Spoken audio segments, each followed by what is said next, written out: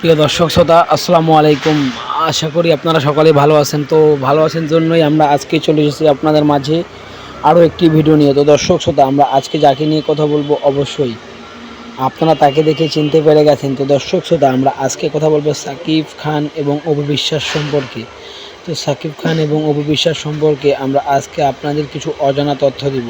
তো অজানা কিছু তথ্য দেওয়ার আগে আপনারা যদি আমাদের চ্যানেল নতুন হয়ে থাকেন তাহলে অবশ্যই আমাদের চ্যানেল পাশে থাকতে হলে আপনাদের আমাদের চ্যানেল লাইক কমেন্ট সাবস্ক্রাইব করে আপনারা আমাদের চ্যানেলের পাশে থাকতে পারবেন।